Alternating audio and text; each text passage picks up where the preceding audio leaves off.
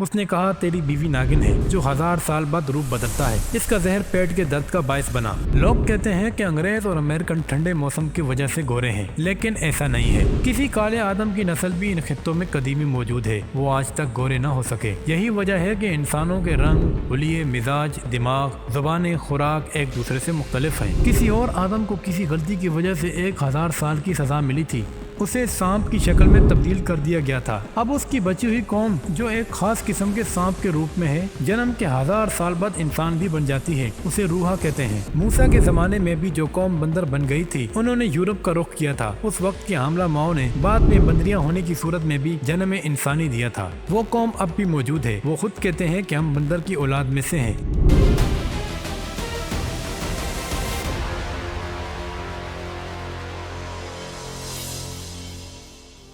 سوچ تو ذرا تو کس آدم کی اولاد میں سے ہے۔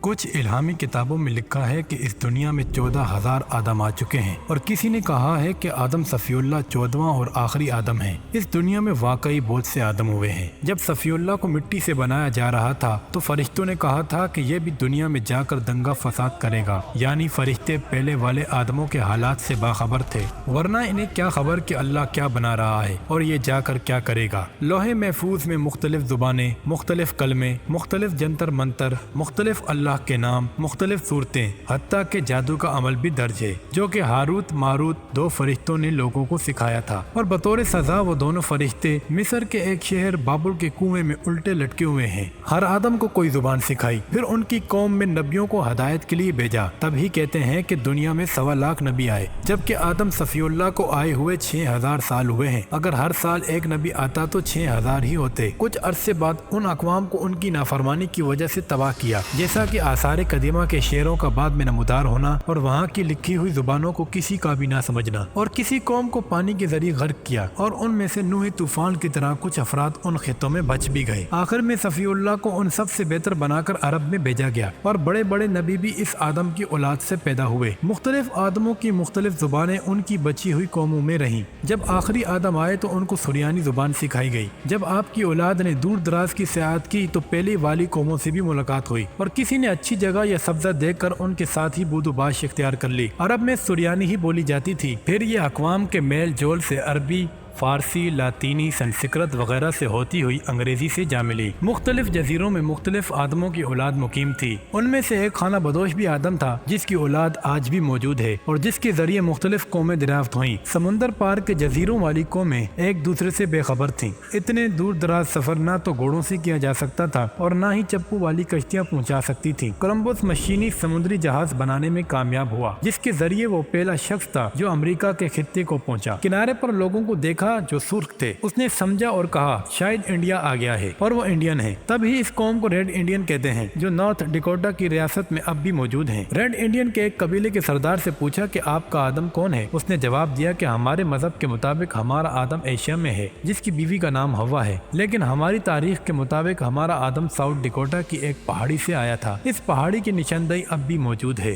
لوگ کہتے ہیں کہ انگریز اور امریکن ٹھنڈے موسم کی وجہ سے گورے ہیں، لیکن ایسا نہیں ہے۔ کسی کالے آدم کی نسل بھی ان خطوں میں قدیمی موجود ہے، وہ آج تک گورے نہ ہو سکے۔ یہی وجہ ہے کہ انسانوں کے رنگ، حلیے، مزاج، دماغ، زبانیں، خوراک ایک دوسرے سے مختلف ہیں۔ آدم صفی اللہ کی اولاد کا سلسلہ وسط ایشیا تک ہی رہا۔ یہی وجہ ہے کہ وسط ایشیا والوں کے حلیے ایک دوسرے سے ملتے ہیں۔ کہتے ہیں کہ آدم صفی اللہ شنکر جی سری لنکا میں اترے، پھر وہاں سے عرب پہنچے، اور اس کے بعد آپ عرب میں ہی رہے، اور سرزمین عرب میں ہی آپ کی قبر موجود ہے۔ تو پھر سری لنکا میں آپ کے اترنے اور قدموں کی نشاندہی کس نے کی، جو ابھی تک محفوظ ہے؟ اس کا مقصد آپ سے پہلے ہی وہاں کوئی قبیلہ آباد تھا۔ جو قومیں ختم کر دی گئی ہیں ان پر نبوت اور ولایت بھی ختم ہو گئی، اور باقی ماندہ لوگ ان ہستیوں سے محروم ہو کر کچھ عرصے بعد بھٹک گئے۔ جوں جوں یہ خطے دریافت ہوتے گئے، ایشیا سے ولی پہنچتے گئے اور اپنے اپنے مذاہب کی تعلیم دیتے رہے، اور آج سب خطوں میں ایشیائی دین پھیل گیا۔ عیسیٰ یروشلم، موسیٰ بیت المقدس، حضور پاک صلی اللہ علیہ وآلہ وسلم مکہ، جبکہ نوح اور ابراہیم کا تعلق بھی عرب سے ہی تھا۔ کچھ نسلیں عذابوں سے تباہ ہوئیں، کچھ کی شکلیں ریچھ، بندروں کبوتروں کی طرح ہوئیں۔ کچھ رہے سہے لوگ خوفزدہ ہو کر رب کی طرف مائل ہوئے اور کچھ رب کو قہار سمجھ کر اس سے متنفر ہو گئے اور اس کے کسی بھی قسم کے حکم کی نافرمانی کی اور کہنے لگے کہ رب وغیرہ کچھ بھی نہیں، انسان ایک کیڑا ہے، دوزخ وحشت بنی بنائی باتیں ہیں۔ موسیٰ کے زمانے میں بھی جو قوم بندر بن گئی تھی انہوں نے یورپ کا رخ کیا تھا۔ اس وقت کی حاملہ ماؤں نے بعد میں بندریاں ہونے کی صورت میں بھی جنم انسانی دیا تھا۔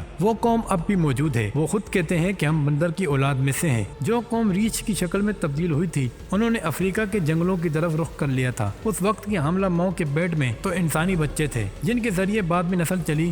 مم کہتے ہیں۔ جسم پر لمبے لمبے بال ہوتے ہیں، مادہ زیادہ ہوتی ہیں، انسانوں کو اٹھا کر لے بھی جاتی ہیں۔ ان پر مذہب کا رنگ نہیں چڑھتا، لیکن آدمیت کی وجہ سے شرمگاہوں کو پتوں کے ذریعے چھپایا ہوا ہوتا ہے۔ کسی اور آدم کو کسی غلطی کی وجہ سے 1000 سال کی سزا ملی تھی، اسے سانپ کی شکل میں تبدیل کر دیا گیا تھا۔ اب اس کی بچی ہوئی قوم جو ایک خاص قسم کے سانپ کے روپ میں ہے، جنم کے 1000 سال بعد انسان بھی بن جاتی ہے، اسے روحا کہتے ہیں۔ تاریخ میں ہے کہ ایک دن سکندر اعظم شکار کے لیے کسی جنگل سے گزرا، دیکھا کہ ایک خوبصورت عورت رو رہی ہے۔ پوچھنے پر اس نے بتایا کہ میں چین کی شہزادی ہوں، اپنے شوہر کے ہمراہ شکار کو نکلے تھے لیکن شوہر کو شیر کھا گیا، میں اب تنہا رہ گئی ہوں۔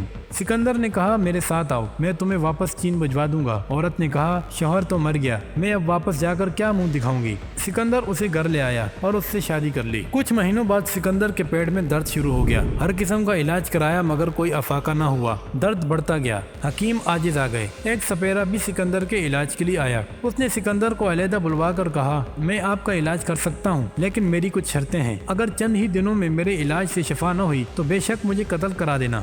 آج کی رات کھچڑی پکواؤ، نمک ذرا زیادہ ہو، دونوں میاں بیوی پیٹ بھر کر کھاؤ، کمرے کو اندر سے تالا لگاؤ کہ دونوں میں سے کوئی باہر نہ جا سکے، تم کو سونا نہیں لیکن بیوی کو ایسا لگے کہ تم سو رہے ہو، پانی کا قطرہ بھی اندر موجود نہ ہو۔ سکندر نے ایسا ہی کیا۔ رات کے کسی وقت بیوی کو پیاس لگی، دیکھا پانی کا برتن خالی ہے، پھر دروازہ کھولنے کی کوشش کی، دیکھا کہ تالا ہے، پھر شوہر کو دیکھا، محسوس ہوا کہ بے خبر سو رہا ہے، پھر سپنی بن کے نالی کے سوراخ سے باہر نکل گئی، پانی پی کر پھر سپنی کی صورت میں داخل ہو کر عورت بن گئی۔ سکندر اعظم یہ سارا ماجرا دیکھ رہا تھا تو وہ سپیرے کو سب کچھ بتایا۔ اس نے کہا تیری بیوی ناگن ہے جو 1000 سال بعد روپ بدلتا ہے، اس کا زہر پیٹ کے درد کا باعث بنا۔ پھر اس عورت کو سیر کے بہانے سمندر میں لے گئے اور جس جگہ پھینکا وہ نشان اب بھی موجود ہے، اسے سدے سکندری کہتے ہیں۔ ان کی نسل بھی اس دنیا میں موجود ہے۔ عام سانپوں کے کان نہیں ہوتے لیکن اس نسل والے سانپ کے کان ہوتے ہیں۔ پتہ نہیں کس آدم کا قبیلہ چین کے پہاڑوں میں بند ہے۔ ان کے اس خطے میں داخلے کو روکنے کے لیے ذوالقرنین نے پتھروں کی دیوار بنا دی تھی۔ ان کے لمبے لمبے کان ہیں، ایک کو بچھا لیتے ہیں اور دوسرے کو اوڑھ لیتے ہیں، انہیں یوج ماجوج کہتے ہیں۔ سائنس نے کافی خطے تلاش کر لیے ہیں لیکن ابھی بھی کافی خطے دریافت کرنے باقی ہیں۔ ہمالیہ کے پیچھے بھی برفانی انسان موجود ہیں، بہت سے انسان جنگلوں میں بھی موجود ہیں، ان کی زبان ان کے علاوہ کوئی نہیں جانتا۔ وہ بھی اپنے آدم کے طریقے پر عبادت کرتے ہیں اور ضابطۂ حیات کے لیے ان کا بھی سرداری نظام قائم ہے۔ ان بر اعظموں کے علاوہ اور بھی بڑی زمینیں ہیں جیسا کہ چاند، سورج، مشتری، مریخ وغیرہ۔ وہاں بھی آدم آئے لیکن وہاں قیامتیں آ چکی ہیں، کہیں آکسیجن کو روک کر اور کہیں زمین کو تیز نیز کر دیا گیا۔ مریخ میں انسانی زندگی ابھی بھی موجود ہے جبکہ سورج میں بھی آتشی مخلوق آباد ہے۔ کہتے ہیں ایک خلاباز جب چاند میں اترا، اس نے اوپر کے سیاروں کی تحقیق کرنا چاہی تو اسے اذان کی آواز بھی سنائی دی جس سے وہ متاثر ہو کر مسلمان ہو گیا تھا۔ وہ مریخ کی دنیا تھی جہاں ہر مذہب کے لوگ رہتے ہیں۔ ہمارے سائنسدان ابھی مریخ پر پہنچ نہیں پائے جبکہ وہ لوگ کئی بار اس دنیا میں آ چکے ہیں اور بطور تجربہ یہاں کے انسانوں کو بھی اپنے ساتھ لے گئے۔ ان کی سائنس اور ایجادیں ہم سے بہت آگے ہیں۔ ہمارے سیارے یا سائنسدان اگر وہاں پہنچ بھی گئے تو ان کی گرفت سے آزاد نہیں ہو سکتے۔ ایک آدم کو اللہ نے بہت علم دیا تھا اور اس کی اولاد علم کے ذریعے بیت المعمور تک جا پہنچی تھی، یعنی جو حکم اللہ فرشتوں کو دیتا نیچے وہ سن لیتے تھے۔ ایک دن فرشتوں نے کہا اے اللہ، یہ قوم ہمارے معاملے میں مداخلت بن گئی ہے، ہم جب کوئی کام کرنے دنیا میں جاتے ہیں تو یہ پہلے ہی اس کا توڑ کر چکے ہوتے ہیں۔ اللہ نے جبرائیل سے کہا جاؤ ان کا امتحان لو۔ ایک 12 سالہ بچہ بکریاں چرا رہا تھا۔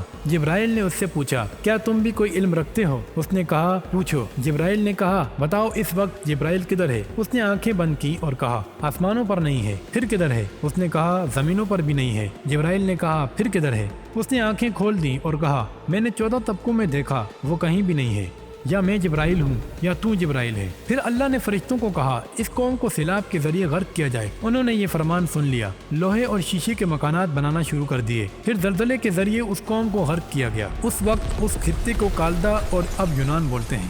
انہوں نے روحانی علم کے ذریعے اور اب ہمارے سائنسدان سائنسی علم کے ذریعے رب کے کاموں میں مداخلت کر رہے ہیں۔ انہیں ڈرانے کے لیے چھوٹی موٹی تباہی اور مکمل تباہی کے لیے ایک سیارے کو زمین کی طرف بھیج دیا گیا ہے جس کا گرنا 20-25 سال تک متوقع ہے اور وہ دنیا کا آخری دن ہوگا۔ اس کا ایک ٹکڑا گزشتہ 2 برسوں میں مستری پر گر چکا ہے۔ سائنسدانوں کو بھی اس کا علم ہو چکا ہے اور یہ اس کے گرنے سے پہلے چاند پر یا کسی اور سیارے پر رہائش پذیر ہونا چاہتے ہیں، جبکہ چاند پر پلاٹوں کی بکنگ بھی ہو چکی ہے، یہ جانتے ہوئے بھی کہ چاند میں انسانی زندگی کے آثار یعنی ہوا، پانی اور سبزہ نہیں ہے۔ تو پھر تگ و دو کا مقصد کیا ہے؟ رہا سوال تحقیق کا، تو چاند مستری پر پہنچ کر بھی انسانیت کا کیا فائدہ ہوا؟ کیا کوئی ایسی دوا یا نسخہ درازی عمر یا موت کی شفا کا ملا؟ اگر مریخ کی مخلوق تک پہنچ بھی گئے تو وہاں کی آکسیجن اور یہاں کی آکسیجن کی وجہ سے ایک دوسری جگہ پر رہنا محال ہے، بس بیکار دولت ضائع کی جا رہی ہے۔ اگر وہی دولت روس اور امریکہ غریبوں پر خرچ کر دے تو سب خوشحال ہو جائیں۔ آدمیت کے فرق کی وجہ سے ایک دوسرے کو تباہ کرنے کے لیے ایٹم بم بھی بنائے جا رہے ہیں، جبکہ بموں کے بغیر بھی دنیا کو تباہ ہی ہونا ہے۔